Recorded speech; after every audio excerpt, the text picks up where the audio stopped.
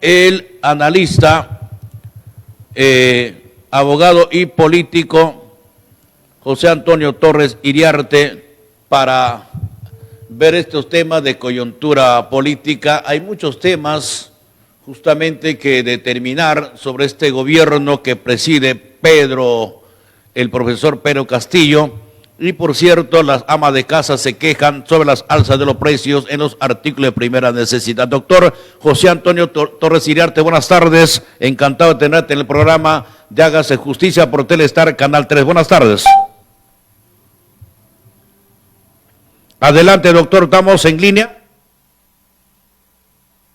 Vamos a volvernos a comunicar con el doctor José Antonio Torres Iriarte a esta hora de la tarde, aquí en Hágase Justicia por Telestar, Canal 3. El doctor nos va a hacer un análisis respecto a las alzas de los precios o de los artículos de primera necesidad. Doctor, buenas tardes. Doctor José Antonio Torres Iriarte. Es un gusto saludarlo. ¿Cómo está? Doctor, ¿qué hacer ante esta situación? Las amas de casa ya no resisten más las alzas de los precios de los artículos de primera necesidad y pan llevar, ¿no? ¿Cuál sería la alternativa de solución que puede dar el gobierno, doctor? Bueno, el gobierno no está actuando, el gobierno está en una etapa de distracción, de pérdida de tiempo, se habló de un cambio de gabinete, ahora está sesionando esta mañana el Consejo de Ministros, seguramente en la tarde van a hacer algunos anuncios, pero los anuncios no son importantes, son irrelevantes. Acá el país tiene necesidad de contar con un líder político. Pedro Castillo no es un líder político, es un líder sindical que parece que se está esmerando en que la economía nacional sea destruida progresivamente. Por eso que la actividad minera está paralizada en Las Bambas, en Cuajone, no se respetan los derechos, el derecho al trabajo. En Cuajone se le ha privado a los trabajadores y a sus familias del agua por una presión de los comuneros que debería actuar el Ministerio del Interior y la Fiscalía, porque son delitos el privar de agua a familias enteras en Cuajone, en Moquegua. Bueno, efectivamente, doctor, es un tema también que lo que yo quiero es tal vez un poco de aclarar la situación, porque siempre los ministros dicen, no, se excusan en el tema de 200 años que nunca se ha podido solucionar. O sea, ¿cuál es el problema ahí? Si no, ellos son ahorita, si ellos son gobiernos que tienen que ver justamente para solucionar los problemas. Claro, es una excusa, una mentira, un pretexto para no hacer absolutamente nada. Que no se engaña el país. El Perú iba avanzando a una gran velocidad. En los años del presidente Alan García, el Perú crecía 8 o 9%. La pobreza se redujo en más de 6 millones de personas que empezaron a ser parte de la clase media. Cayó la pobreza a 20 puntos. Ahora la pobreza con Pedro Castillo está aumentando. La necesidad básica de la población, la alimentación, el día a día, la gente está pasando desempleo, está pasando hambre, está pasando carencias, y el gobierno no actúa y le echa la culpa a los 200 años.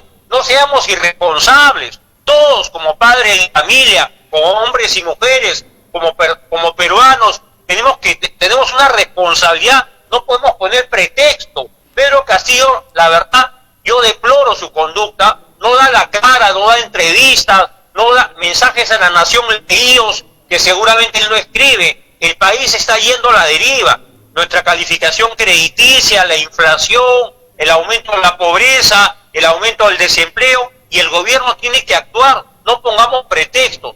Quiero decirle a todos los que nos escuchan que la pobreza no se reduce por mandato de una constitución, de una ley, de una iniciativa del Congreso. La pobreza se reduce con trabajo, con empleo, con inversión, con obra pública, con inversión privada. Cuando hayan puentes, carreteras en construcción, grandes obras, la pobreza se va a ir reduciendo, pero para eso hay que alentar la inversión. No se puede paralizar el país y no podemos poner como pretexto que en unos meses de gobierno no se puede cambiar la suerte de los peruanos. Doctor, ¿usted concuerda? No va a cambiar si el gobierno se pone a trabajar seriamente. Doctor, concuerda con algunas opiniones que dicen que Pedro Castillo no va a renunciar y ahora ni tampoco el premier no tiene ninguna pizca de querer dejar el cargo. ¿Qué hacer ante esta situación? ¿Qué va a pasar entonces? Pedro Castillo no va a renunciar, creo que no tiene vergüenza. Subsecretario General de Palacio de Gobierno, Bruno Pacheco, no ha habido, ¿no? Y no quiere hablar porque dice que no quiere comprometer al presidente. Está prófugo de la justicia. Los sobrinos del presidente, los sobrinos de Pedro Castillo, los sobrinos por cuenta de su esposa, la señora Paredes, están también prófugos. Y en este país no pasa nada. El señor Aníbal Torres dice barbaridades todos los días y no quiere renunciar. Luego ofende a un cardenal, la iglesia protesta. Y en Las Bambas, Apurímac, es una empresa minera importante que produce cobre que el Perú exporta al mundo, paraliza sus labores porque los comuneros no dejan trabajar a la empresa. Igual ocurre en Cuajón. Quieren destruir la economía e imponer una asamblea constituyente con el cuento de que con una nueva constitución todo va a ser mejor. No es así. Las constituciones en el mundo no cambian la suerte de los países. Las constituciones son una declaratoria de derechos, de obligaciones, que habla de la estructura política del Estado, los organismos constitucionales, pero eso no cambia la economía del país, no hace ricos a los pobres y no da empleo, no da trabajo. El trabajo se construye con inversión, con atraer inversión extranjera, promover la inversión privada, apoyar a los emprendedores. ¿Cuántos negocios han quebrado? ¿Cuántos negocios han cerrado? ¿Cuántos establecimientos comerciales han dejado de trabajar por la pandemia? Tenemos que recuperar la economía. El país está yendo a una parálisis y al gobierno solamente le interesa echarle la culpa a los 200 años de historia. Que no sean falsos. Estos comunistas canallas quieren empobrecer al Perú, que el Perú sea Venezuela. Los peruanos tenemos derecho al futuro, a la libertad y al desarrollo. Y el testimonio del fracaso de estas políticas están en Venezuela, están en Cuba, están en Nicaragua. ¿Quién quiere ir a esos países a trabajar? Por el contrario, los venezolanos salen de su país porque no tienen oportunidades de desarrollo ni libertad y buscan trabajo en otros países. Hay más de 1 millón de venezolanos. Conversemos con los venezolanos, conversemos con las venezolanas. ¿Por qué han abandonado su país? ¿Por qué han venido a un país como el nuestro para buscar oportunidades para poder tener un ingreso, un salario y poder ayudar a sus familias con remesas que envían todos los meses a Caracas o las principales ciudades de Venezuela? No nos engañemos, no destruyamos el Perú es de todos y no de un grupo de canallas, aprovechadores, sinvergüenzas, que han hecho del poder una manera de enriquecimiento personal. Finalmente, doctor, ¿usted cree que la castración química va a solucionar problemas para evitar que no haya más violadores en el Perú? ¿Qué piensa al respecto? En realidad, la castración química no resuelve el problema de fondo. El problema de fondo se va a resolver con educación sexual, con además protección al menor, apoyo a las familias.